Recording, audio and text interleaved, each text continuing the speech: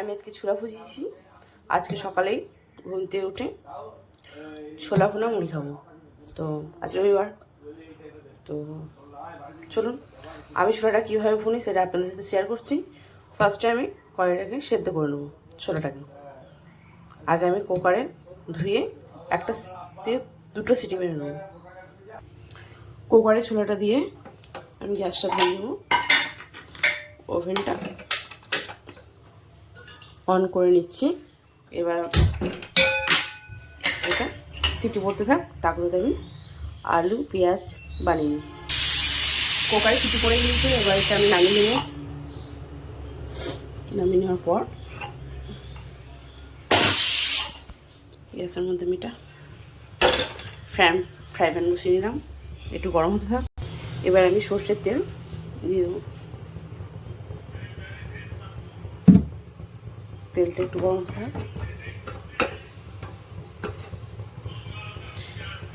তেলের মধ্যে আমি দিয়ে দেবো শুকনো লঙ্কা, তেজপাতা,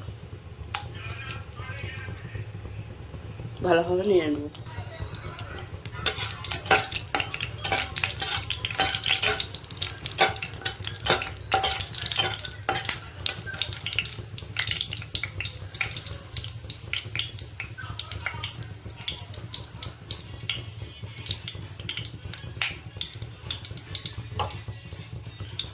কুচিয়ে রাখা পেঁয়াজগুলো দিয়ে দেবো।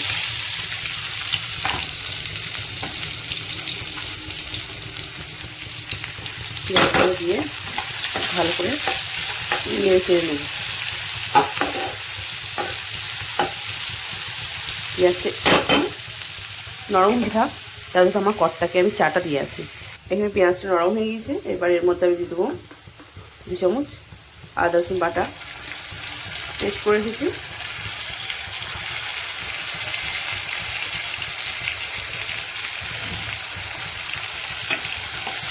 ভালো করে মশলাটা কষিয়ে নেবো।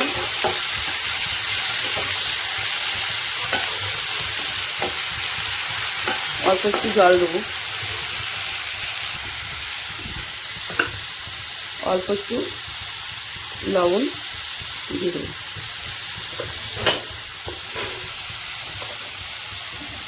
অল্প অল্প করে আমি মশলা অ্যাড করব।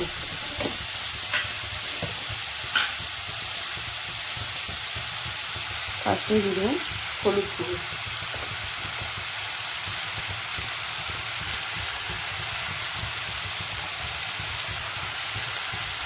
তারপরে দিয়ে দেবো লঙ্কা গুঁড়ো,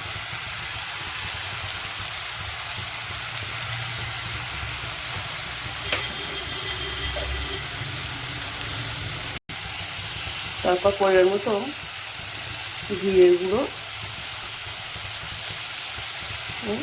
অল্প সামান্য ধনের গুঁড়ো দিয়ে অল্প একটু জল দিয়ে আমি ভালো করে মশলাটা কষিয়ে নেব।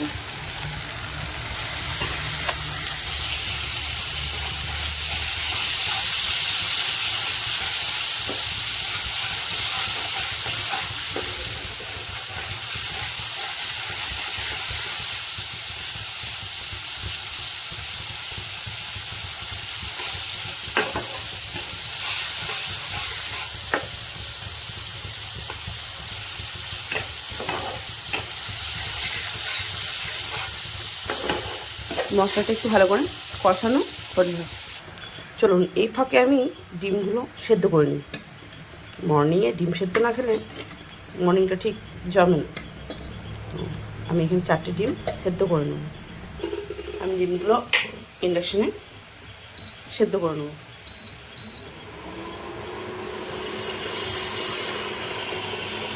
ডিমগুলো সেদ্ধ হতে থাক। চলুন দেখি এদিকে মশলাটা কষানো হয়েছে। আর একটু তেল ছাড়লে আমি আলুগুলো দিয়ে ভালো করে কষিয়ে নিই। মশলাটা আমার ভালোভাবে কষানো হয়ে গিয়েছে। এবার কেটে ধুয়ে রাখা আলুগুলো, এই ছোটো ছোটো কিউব করে কেটে রাখা আলুগুলো আমি এর মধ্যে দিয়ে ভালো করে কষিয়ে নেব।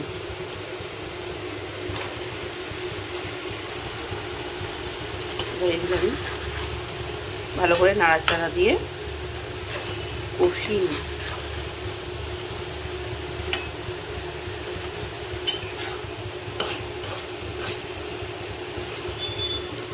হাতে ক্যামেরা আর এক হাতে কাজ করা এত কষ্টে বলে, কিন্তু আমি রান্না করতে ভালোবাসি।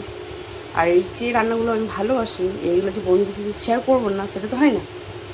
তো চলুন একটু কষ্ট করে আমি বন্ধুদের সাথে শেয়ার করে দিই।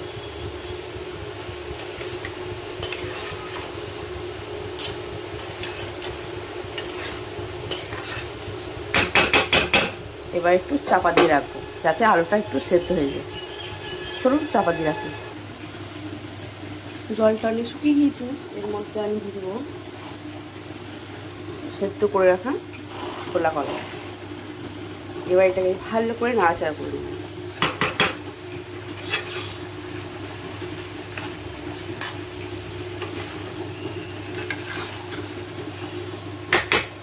এটা ভালো করে নাড়াচাড়া করে ওপর থেকে একটু জল দিয়ে দেবো।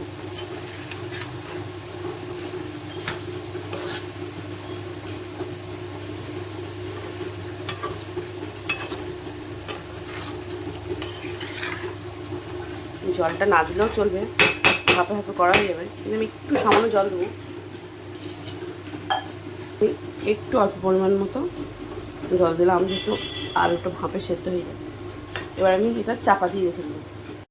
চলো ঢাকনা খুলে নিয়েছি, এবার দেখি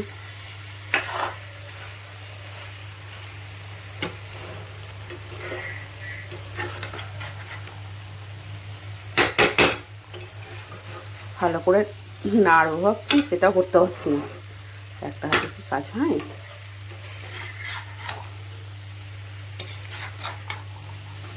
এরকম আলু এখন সেদ্ধ হয়নি, এখন সেদ্ধ হবে। আলুরা একটু সেদ্ধ হোক, গ্যাসে ফ্লেমটা আমি বাড়িয়ে নেব, আর একটু চাপা দেওয়া থাক। এখানে আমার ছোলা আর আলু ভুনা হয়ে গিয়েছে। আমার ছোলা আলু ভুনার রেসিপিটা আপনাদের কেমন লেগেছে অবশ্যই কমেন্ট করে জানাবেন, লাইক কমেন্টে শেয়ার করে দেবেন, চ্যানেলটা সাবস্ক্রাইব করতে ভুলবেন না, আর শেয়ার করতে ভুলবেন না। আমার ভিডিওগুলি যদি আপনাদের ভালো লেগে থাকে কমেন্ট করে অবশ্যই জানান। আপনারাও বাড়িতে ট্রাই করে দেখুন, আশা করি আপনাদের ভালো লাগবে। অল্প সময়ের মধ্যে ঝটপট ছোলা আলুর তরকারি রেডি।